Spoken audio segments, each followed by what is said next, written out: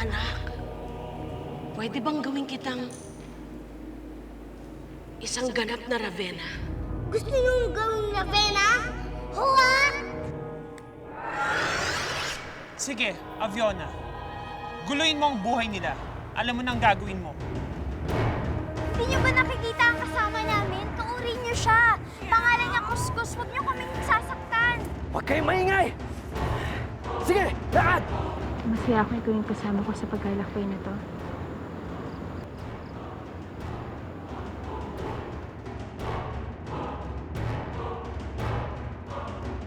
Rowena?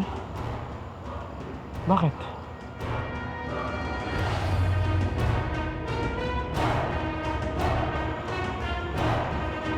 Aviona?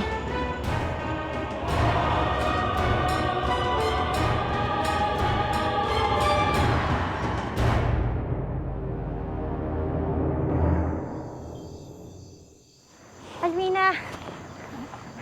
Agilus kayo nga! Kunyango ka.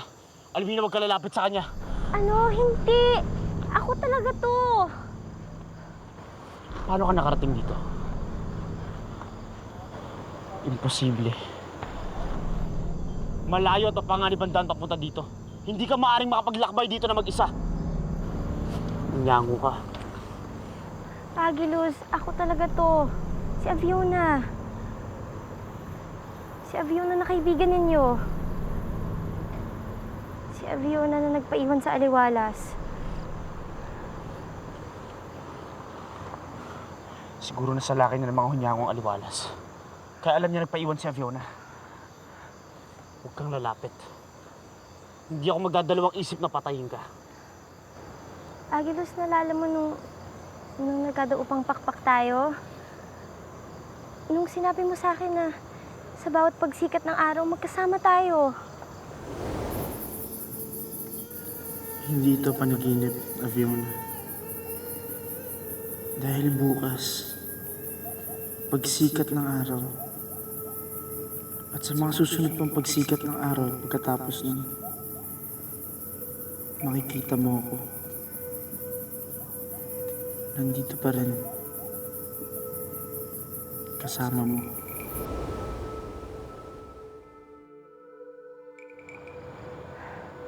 Alvina, natatandaan mo nung binigyan kita ng makahiya? Sinabi mo magkaibigan tayo. Sabay ng pagtiklop ng mga dahon ng makahiyang yan, itinitiklop ko rin ang mga pakpak ko. Sa gisag ng aking pagpapakumbaba.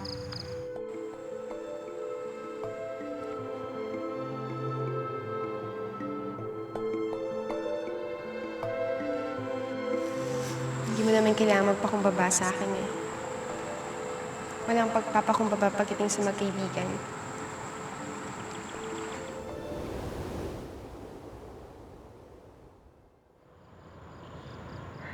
Fiona.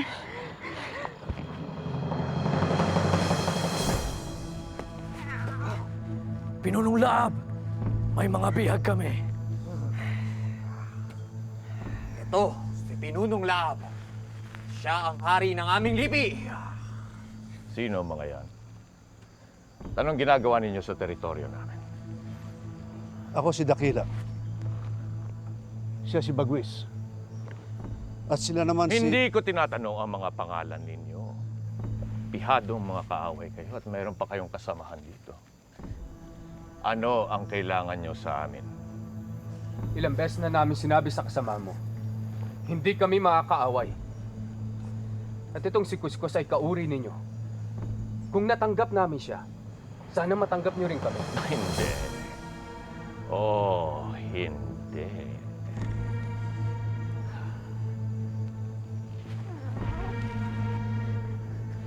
Kung hindi nga kami nagtitiwala sa mga musang na hindi pinanganak sa aming lipi, na hindi sumama sa aming pamumuhay, ano pa kaya ang mga nilalang na tulad ninyo? magpapakilala kami ng maayos. Kung yun ang makakapagpakalma ng kalooban ninyo. Patutunayan namin na mga kaibigan kami. Opo nga po. Malay niyo po pwede po tayong bumuo ng pwersa papunta sa misyon namin. Hindi kami makikisama sa inyo. Pinunong laang. Nakikiusap po ako. Pareho naman po tayong musang. Sana po hayaan ninyong magkasundo tayo pati na ng mga kaibigan ko.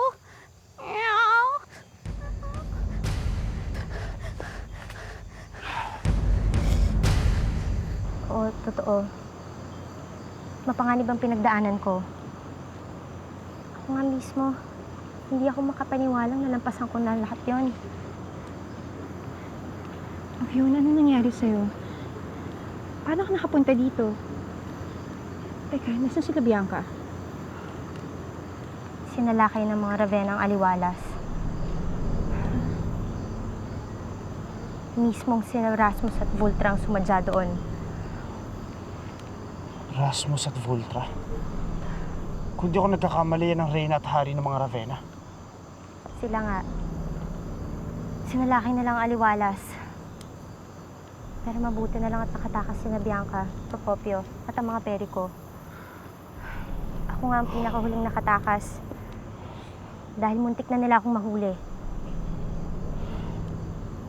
Hindi na nga nila hinabol sina Bianca. Dahil ako talagang pakay nila. Paano mo na siguro ikaw ang pakay nila? Narinig ko. Gusto nila akong mahuli. Mabuti lang at nakatakas ako. Lumipad ako ng malayong malayo sa pagbabaka sakaling mahanap ko si Bianca. Pero kayo natuntun ko.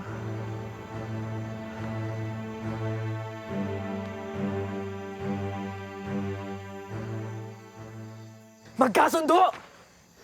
Pinuno, huwag kayong papayang makipagkasundo sa mga yan. Pagkain din yan, Pinuno. Ano, Pinuno? Kakatayin na ba namin itong mga to? Bakit hindi natin gamitin ang ating lumang paraan ng pakikipagkasundo? Lumang paraan ng pakikipagkasundo? Oo. Kung sino man ang makatatalo sa aking pinakamagiting na mandirigmang si Hampas, tulad ng mulawing ito, tiyak na napakasarap ng aming hapunan ngayong gabi. At kapag matalo namin kayo, sasama kayo sa aming pakikipaglaban. Makikipagsama. Kung gayon, ikaw ba si Hampas? Simulan na natin ito. Si Dakdak naman, bumalik ka puntang aliwalas. At ako nga, sunod ako si Alvina. Yung pala nangyari kaya nagkahiwa-hiwalay kayo. Kung hindi ako nagkakamali, papunta na sina Dakila sa Halconia ngayon. Ganun na nga, Fiona.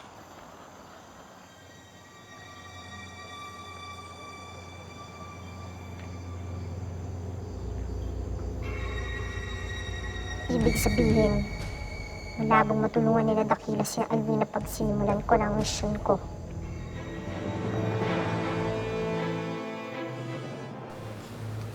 Dalian mo, Wiz. Maghugis wagon tayo ulit. Mas mabilis tayong tumakas pag wago tayo.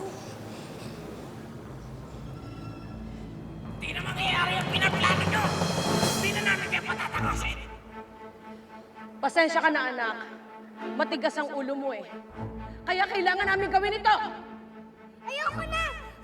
Pakaulan niyo na kami! Bibigyan kita ng ultimatum. Ultimatum? Mamili ka. Mapapapayag ka namin maging Ravenna? O mapipilitan kaming patayin sila Wiswis?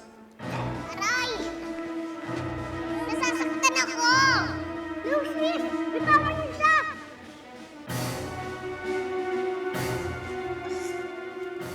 Wala naman dito si Aviona ah. Kung puro tao yung mga nandyan, malamang di nila dyan sasama si Aviona. Lalagay nila yun sa ibang kulungan. Teka, mas maganda kung maghihiwalay-hiwalay tayo para mas mabilis nating mahanap si Aviona. Hiwalay. Doon na lang tayo sa bukana ng gubat magkita. Bianca, sumama ka sa akin. Yes, Master. Wala na si Paloma. Hindi ko man lang siya nakita. Bago siya nagpaalam. Tama na, Aviona. Masakit din sa amin na nangyari. Pero ang mahalaga, ikapatawaran sila Dakila at si Paloma. Bago siya nawala. At simula agad, anak pala siya ni Habagat. Halos buong buhay ko, kasama ko si Habagat sa Avila. Hindi ko akalain may anak pala siya.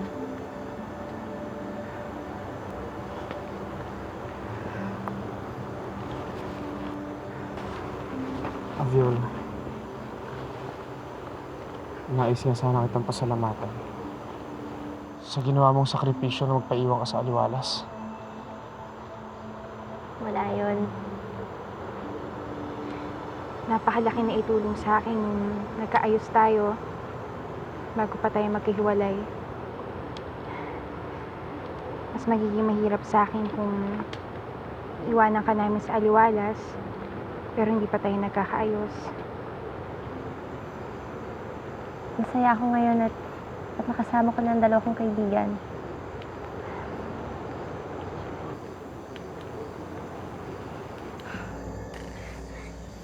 Sandali! Ew! Ako na lang nalaman kay Ampas. Eh mayabang din pala ang isang to eh. Kung sa bagay, kahit sino sa inyo, eh kayang-kaya ko. Kuskus, bakit? Dapat ninyong maintindihan na kaming mga pusa ay may siyam na buhay. Ikaw, alam ko magaling kang mandirigma. Pero pag natalo mo man si Hampas, babangon at babangon pa rin siya. Ew. Pero pag ikaw ang natalo niya, yun ang katapusan mo. Yun ang katapusan nating lahat. Ew. Nagamit ko na ikalimang buhay ko. May natitira pa akong 4. Hayaan mong ako na lang makipaglaban kay Hampas.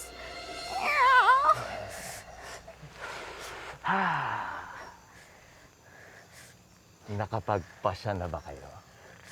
Kung ganon, umpisahan natin ang laban.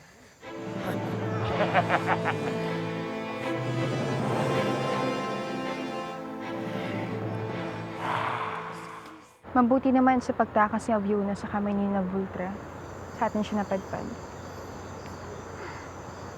Kuwawa naman si Aviona, no?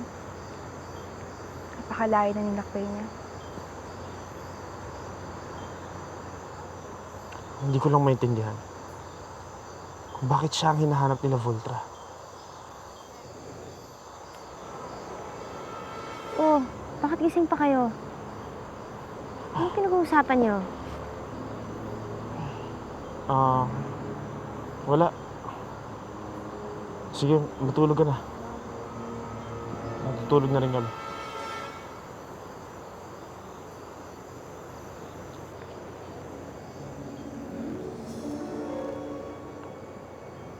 Huwag mo kakalimutan ang misyon mo, Aviona.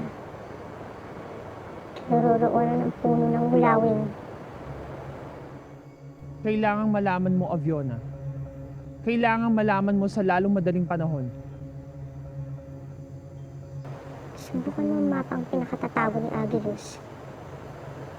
Baka naroon ang impormasyong kailangan ko. At sa oras na makuha mo na, patayin mo na si Alvina. Kaya mo yan, Aviona. Gagawa mo yan. Sa tingin ko ay sapat na ang kakayahan ng mga kawal sa paghawak ng baril na bagat. Handang-handa na kami sa mas malawakang pagsalakay. Ano ang plano mo sa Pugadlawin at Habagat? Nakikinig ka ba? Talagang dinibdib ni Habagat ang pagkawalan ni Mulagat, Ninang. Oo. Paggadlawin ka mo, hindi ba? Matagal na rin kami nagsasanay. Sa tingin ko ay oras na para sa katuparan ng pagsalakay. Hindi, magsasanay pa kayo. Pero, Nadinig mo ang sinabi ko, hindi ba? Makakalis ka na.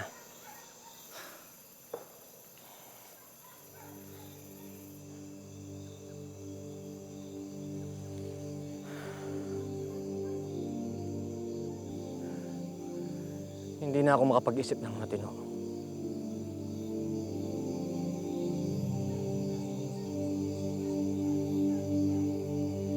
Hindi ko magagampanan ang mga tungkulin ko. Hindi mo ba siya patatawarin, Ninang? May mga sugat na hindi nahihilom ng panahon mong yak.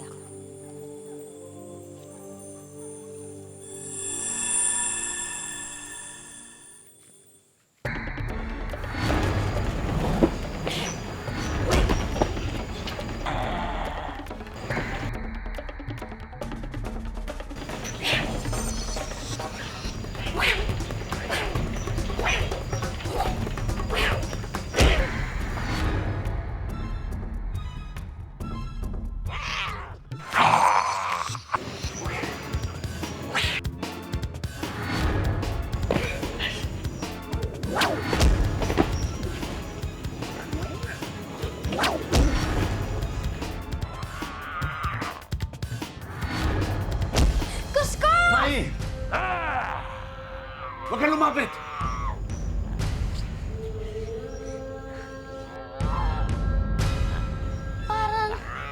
Parang tumigil na siya sa paghinga.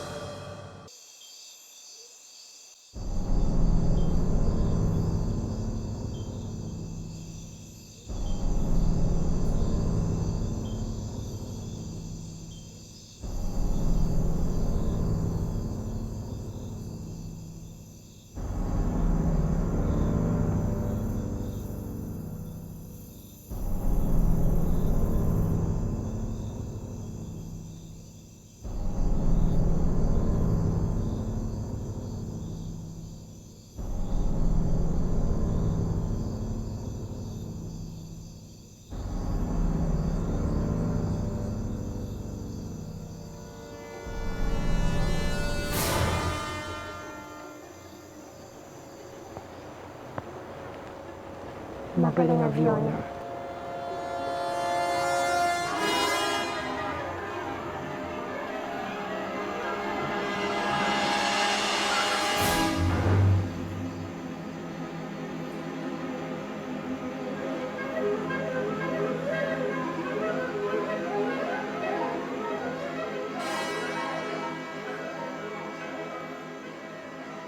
Bakit mo na kinaroroonan ng puno ng mulawin?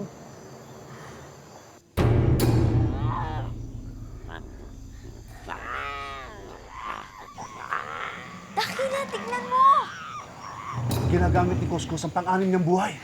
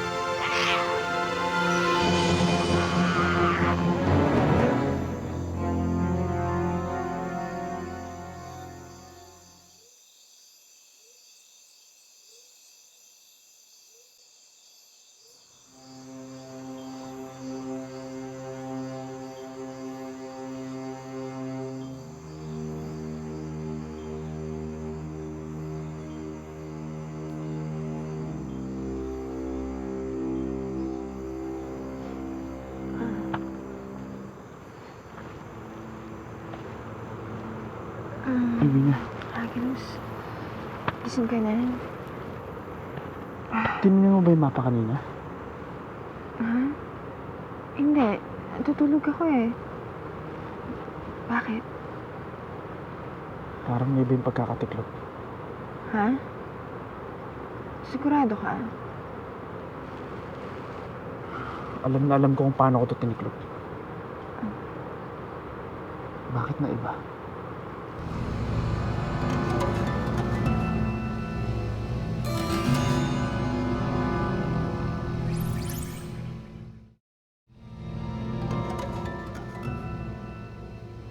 Hangang-hanga ko kay Alvina. Napakabigat na nakapatong sa balikat niya. Pero nananatili siyang matibay. Kaya nga ginagawa kong lahat ng makakaya ko para maibsan ang dinadala niya. Pwede nga lang sana ako na gumawa ng misyon niya. Malayo pa ba yung lakbayan ng sugo? Nabanggit ba ni Alvina kung nasaan yung puno ng mulawin? Tungkulin ko ang samahan siya. Pero ang mismo kinalalagyan ng puno ng mulawin, hindi ko alam. Sandali lang, bantayan mo muna si Alvina. Maghahanap lang ako ng agahan natin.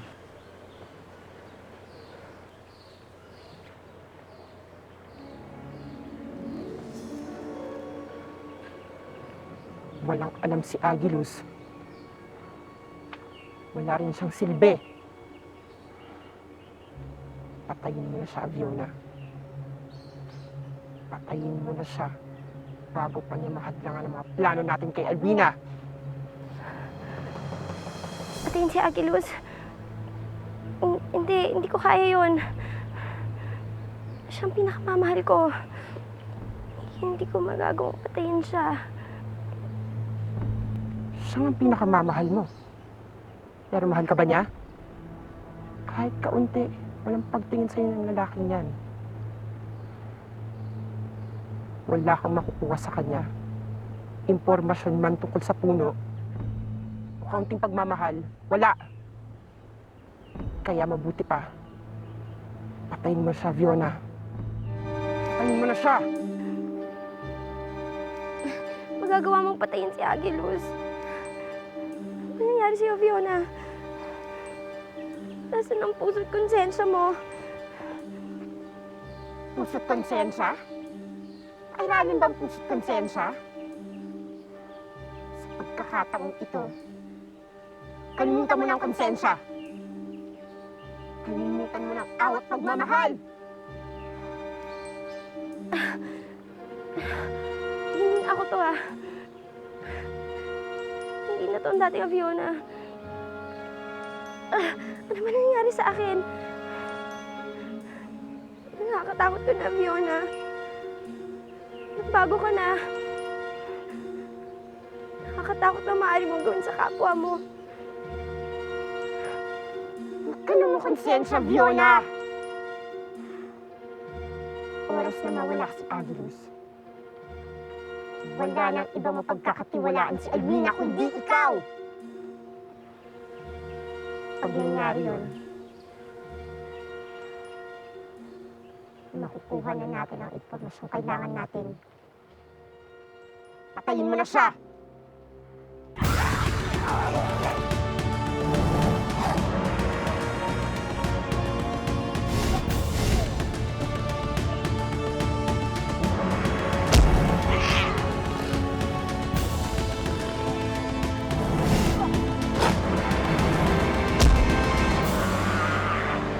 Gamitin mo ikapit ang buhay mo, Kuskus! Ito ang gagamitin mo para tapusin ang buhay ni Agilus.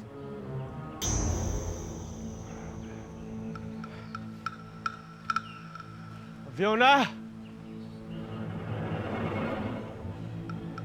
Fiona! Hindi ko kayang patayin si Agilus. Siya ang pinakamamahal ko. Gawin mo na, Aviona. Patayin mo na si Agilus, kundi papatayin kita.